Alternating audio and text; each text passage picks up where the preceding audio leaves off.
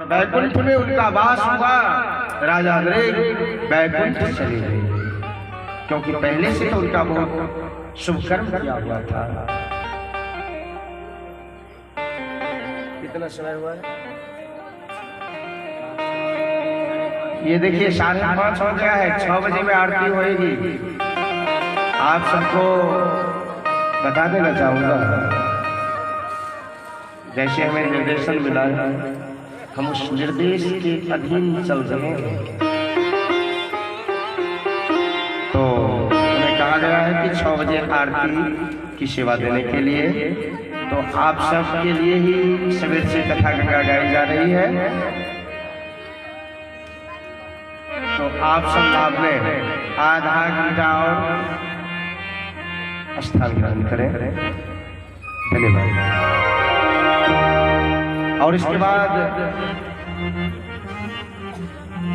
रुक्मिणी कृष्ण विवाह का आयोजन किया गया है। आप सभी तो अपने घर में विवाह का उत्सव हमेशा मनाते रहते हैं। आखिर बेटी का विवाह तो करना ही पड़ेगा। बोलो है कि नहीं? बोलो राधे। तो आज लक्ष्मी जी का विवाह नारायण से आप करवाएंगे, दुर्वाक्षर देंगी, गीत गाएंगी। आज जो मैच जो है ना बिगड़ा है खराब वाला मैच, उसको रख के ये एक तो अच्छा मैच है, वो आप सबको देंगे। माताएं आज लक्ष्मी जी के विवाह में गीत गाएंगे।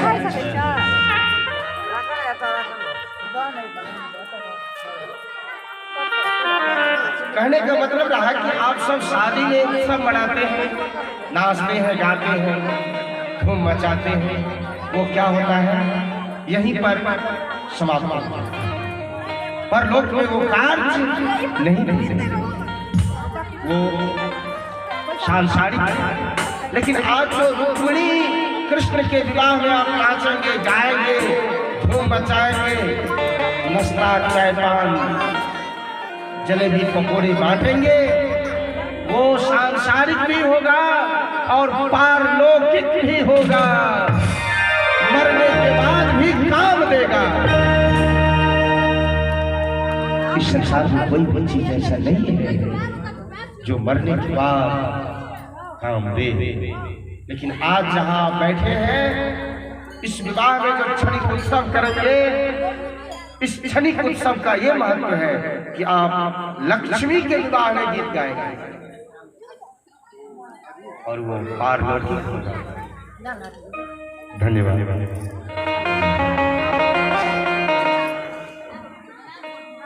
हमारे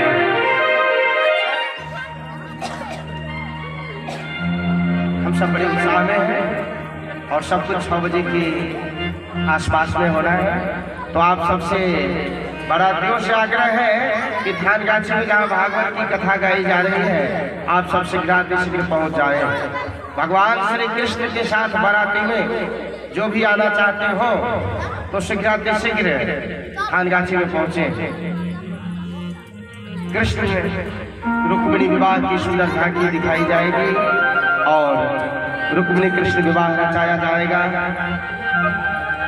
अभी तो ब्यूटी पार्लर वाले आए हैं दूल्हा दुल्हन को तैयार करने के लिए। दक्षिणा से अधिक दक्षिणा तो वही देना पड़ेगा। बोलो राधे। मुझे मालूम नहीं था, मुझे हो रहा था कि 400-500 रुपये लगते होंगे या 1000 रुपये लगते होंगे। लेकिन एक बार मैं शादी में गया आपके जिला में या कहीं बाहर, वहाँ मालूम हुआ कि दूल्हा दुल्हन को जो तैयार करते हैं उनका चार्ज बहुत। तो ब्यूटी पार्लर वाले भी आए हुए हैं, अभी माता रुक्मिणी को सजा रहे हैं। आप सब लक्ष्मी जी का दर्शन करेंगे। इसके बाद नारद जी कहते हैं कि आप राजा पौंड का वध करेंगे। एक काशी के दैत्यराज थे पौंड्रक, राक्षस के राजा पौंड्रक जब जन्म लिए तो उनको 4 भुजा तो ही था, लेकिन एक अपांग जैसे नहीं होता है, थोड़ा छोटा और हो जाता है, तो बाह में एक थोड़ा सा और बाह था, छोटा सा। तो देखने के लिए चार जैसे लगता था। उसने एक पत्र लिखा उग्रसेन को, क्या है उग्रसेन, तेरा नाती विष्णु अवतार नहीं है, विष्णु अवतार तो मैं हूँ जो मुझे जन्मजात चार भुजा है, आकर के मेरी पूजा करो। तब उस पत्रवाहक ने जाकर के द्वारिका में पत्र दिया और भगवान श्री कृष्ण वहां से आए पूजा करने के लिए। उस अहंकारी दैत्य राजा का भगवान ने बिगुल बजाए और 2 अक्षौहिणी सेना लेकर के श्री कृष्ण पर उसने वार किया। भगवान 2 मिनट में 2 अक्षौहिणी सेना का अंत करके राजा पौंड्रक का चारों भुजा काट गद्दी पर फेंक लिए और सुदर्शन को आदेश दिए काशी नगर को जला दो। और काशी भुजास्तीर्णम, वही कहते हैं नारद जी कि हे प्रभु आप राजा पौंड का वध करेंगे और काशी नगर को जलाएंगे, तब के बाद जाके काशी नगर आध्यात्मिक हुआ है। मुसलमानों का श्रद्धा था पहले। ये लीला भी हम अपने आंख से देखे।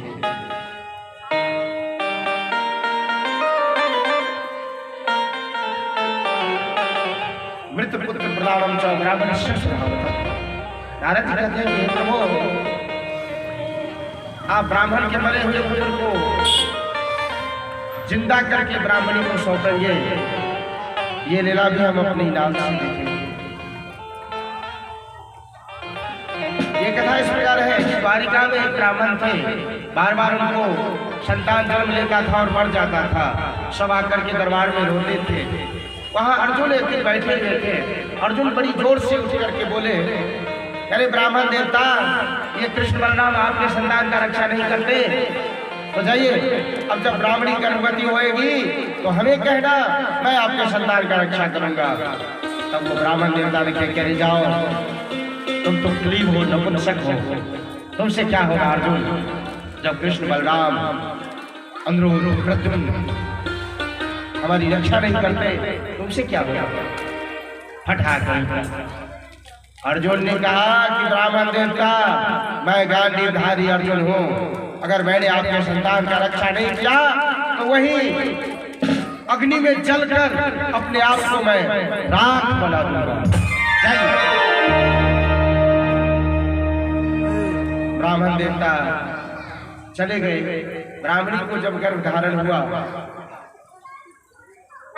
ब्राह्मण देवता आकर के अर्जुन को बोले, अर्जुन ब्राह्मण देवता के घर के चारों तरफ पृथ्वी से लेकर आकाश तक तीर का भेद दिए और स्वयं को कांधे पर गांडी धनुष लेकर के चारों तरफ घूमते हैं कि काल आएगा तो किधर से आएगा, और अगर आ गया तो जाएगा तो किधर से जाएगा। चढ़ा हुआ देखो महान महान श्रोता भगवान, वही हुआ। इस बार संतान जन्म लिया, बहुत देर तक रोया। सब लिखे कि वाह भाई, अर्जुन ने इस बार बहुत खूब किया, संतान को बचा लिया और अंत में वही हुआ जो होना था। जब संतान मर जाता है तब ब्राह्मण देवता आते हैं, अरे अर्जुन, मैंने तो पहले ही कहा कि तुम नपुंसक है, तुमसे कुछ नहीं होगा। अपनी प्रतिज्ञा तुम्हें याद है या नहीं थी? अगर अपनी प्रतिज्ञा याद है तो जंगल से लकड़ी लाओ, अग्नि जलाओ और उसमें अपने आप को समा जाओ। तब वहां अर्जुन जंगल से सूखी लकड़ी लाते हैं, लकड़ी में आग लगाते हैं। अब अग्नि तेज हो जाएगा तब अर्जुन उसमें कूद जाएंगे और अपने शरीर की अंत करेंगे।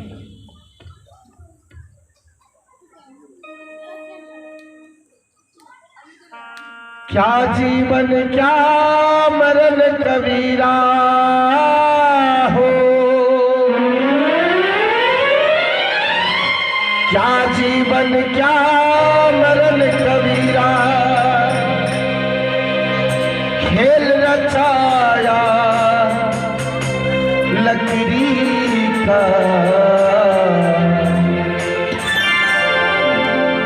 जीते लकड़ी मरते भी लकड़ी, देख तमाशा लकड़ी का, जीते लकड़ी मरते,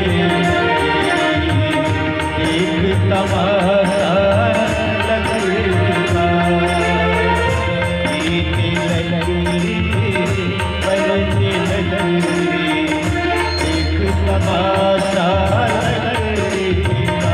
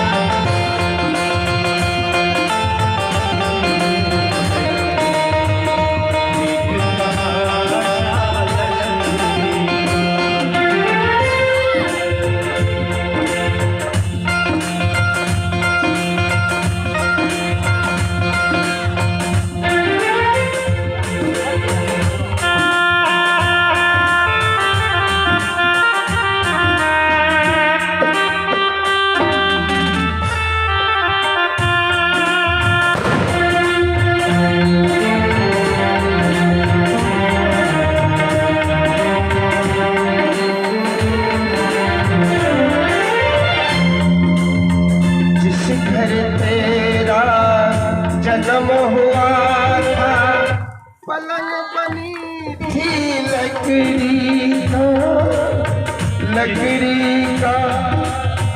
जिस घर तेरा जन्म हुआ था पलंग बनी थी लकड़ी का, पलंग बनी थी लकड़ी का। जिस घर तेरा जन्म हुआ था पलंग